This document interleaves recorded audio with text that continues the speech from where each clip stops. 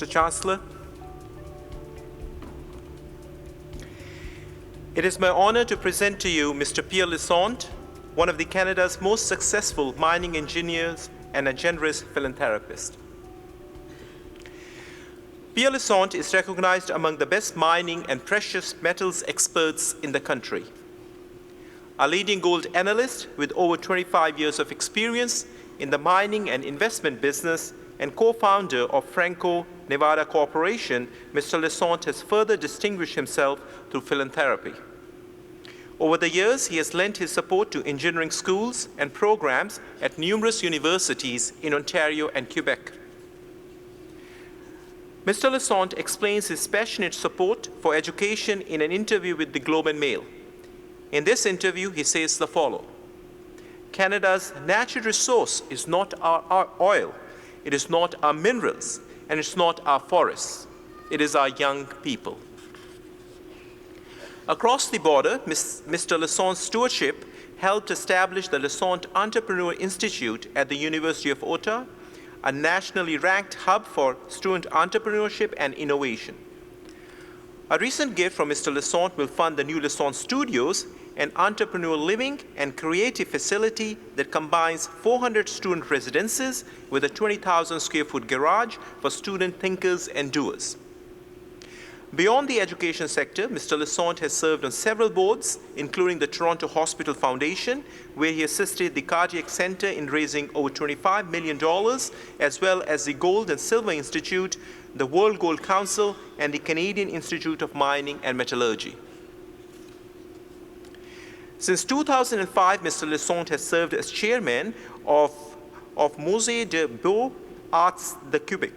In addition to supporting the Arts de Quebec through personal contribution, Mr. Lassonde helped lead a major fundraising campaign to build a new wing, effectively doubling the museum's exhibition surface.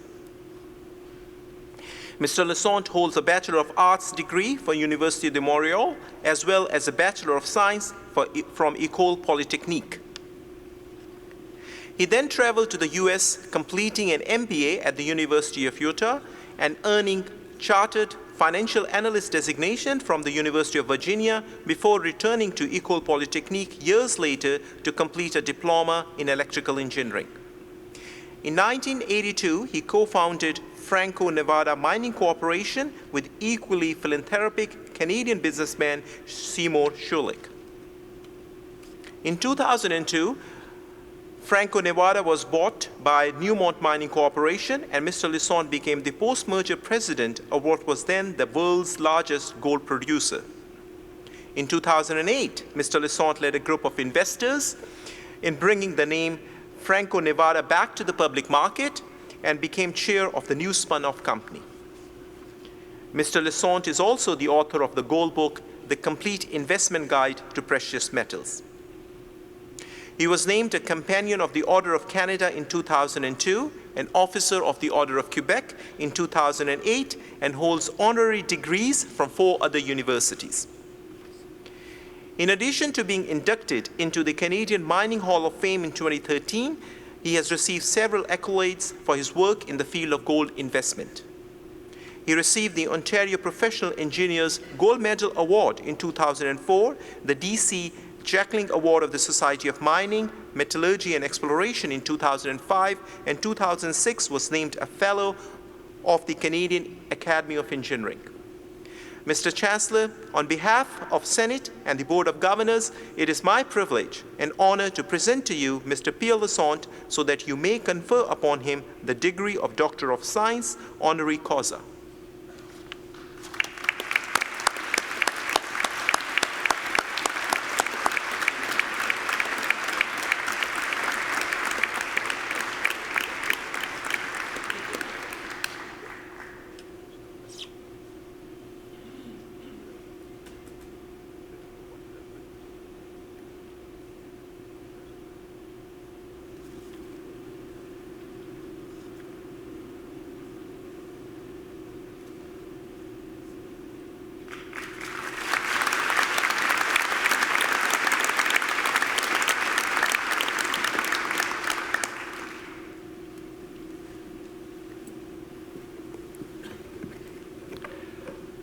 I would like to ask Dr. Lassonde to please address the convocation.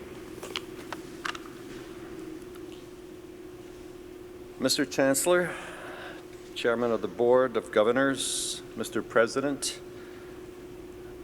honored platform guests, graduating class, family and friends. First, let me tell the graduate how much I envy you. You're immensely rich in one aspect of life where I'm on the poorer side these days, and that's youth. I was reminded of that a few weeks ago because I was sitting with my partner, who's just a few years older than I am, and actually it was his birthday, and he had his grandson there, and who's 6 years old, and he really wanted to impress his grandson about his upbringing. So, you know, he was saying, Jake, in my days, I had to walk 5 miles in the dead of winter, you know, to go to school with just one pair of shoes, and we had to dry them, and then in the summer, like, you know, we had to, if we wanted to go, you know, do some bow hunting, we'd have to cut the trees and skin the trees and, like, you know, string. And he went on and on and on for like 15 minutes. At the end of that, the grandson looks at him and he says, Grandpa, in your days, were there dinosaurs? Let me tell you, we both felt like dinosaurs right at that point in time. And I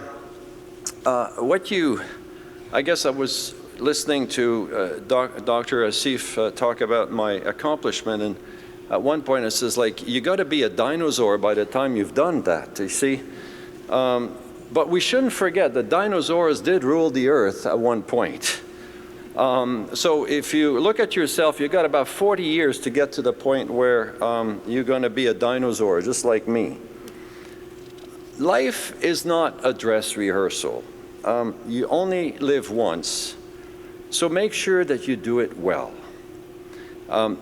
As Nietzsche, the famous German philosopher, put it, if you have a why to live, you can bear any how. I can't tell you how to live your life or how you are going to change the world. That's up to you.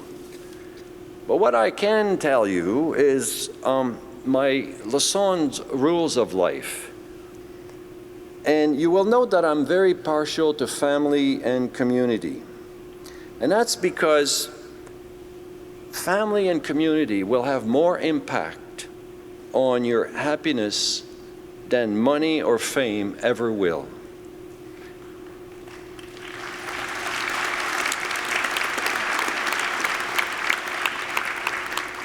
And in fact, the biggest decision that you will ever make, it's not buying a car, it's not buying a house, it's not taking a trip. It really is, who are you going to choose as your life partner? Well, good luck on that one.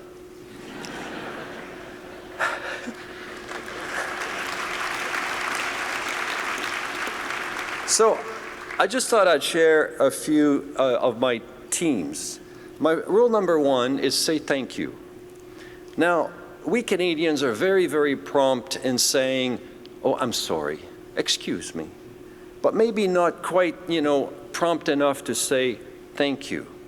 And those two little words really is a way to say to people, I care. I care about you. You know? So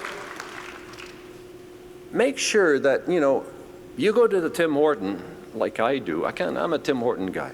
But you get up at 5:30 in the morning after you've studied all night, just say thank you to the person who serves you, because she's been up since 4:30 to be there for you. Your parents, without them, you wouldn't be here today. Say thank you to them after this ceremony.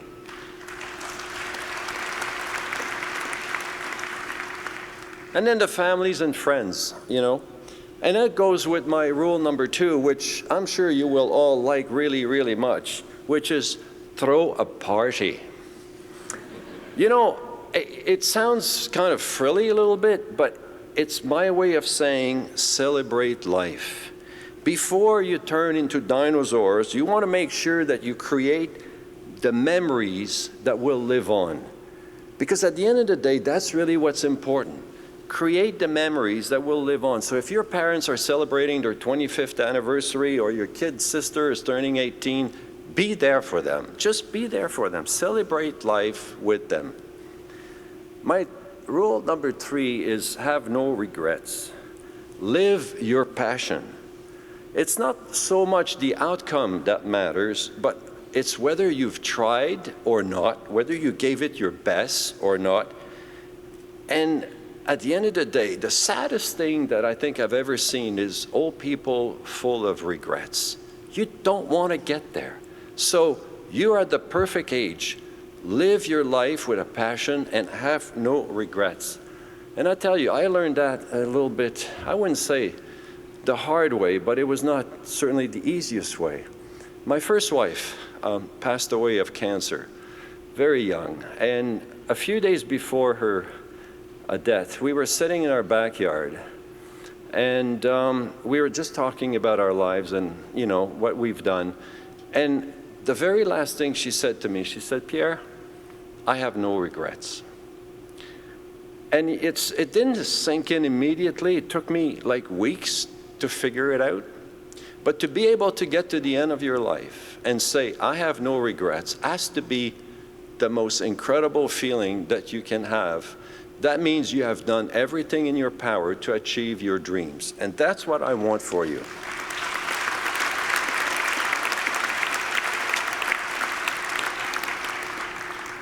My rule number 4, feed your soul.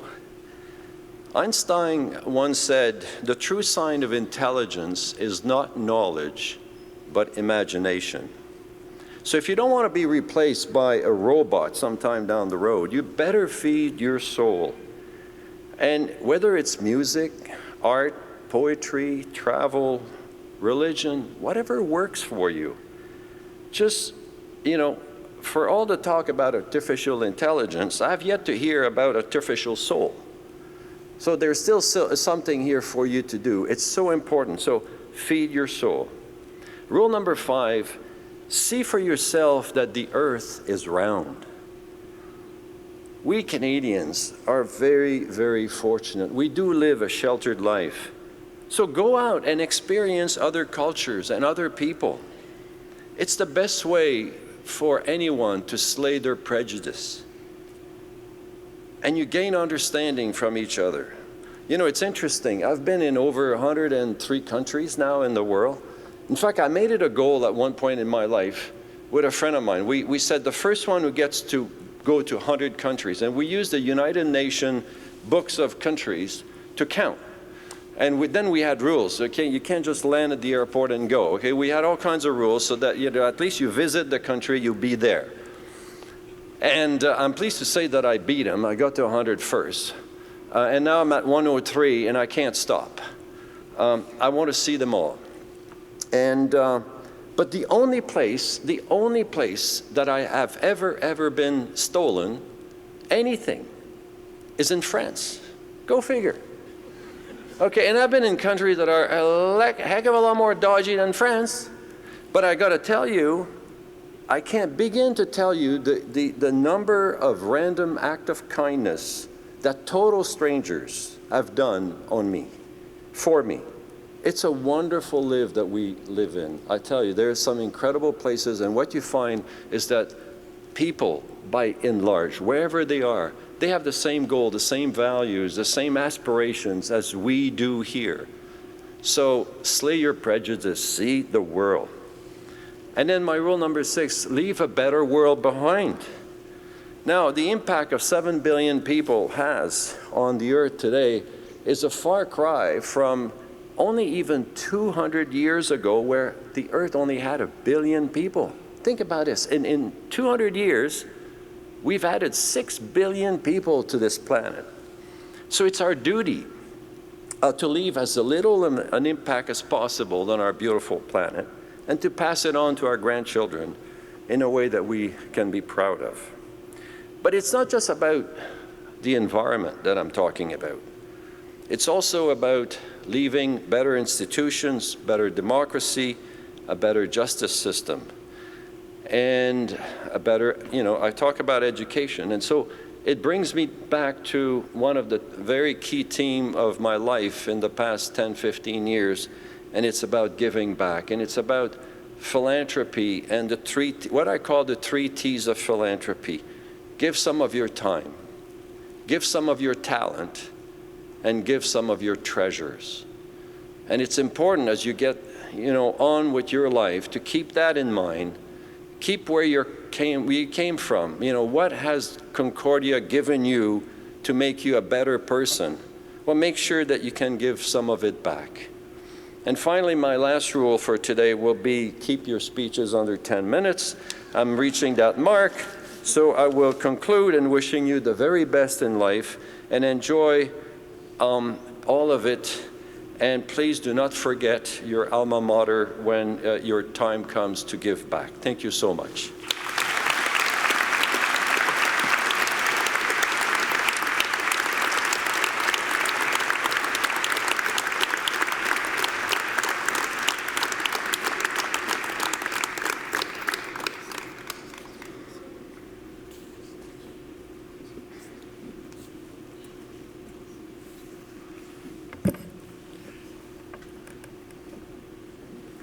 Dr. Lassonde, thank you. Merci. Thank you for your important life messages and for reminding us that living in the moment with passion and without regret is paramount. Thank you very much.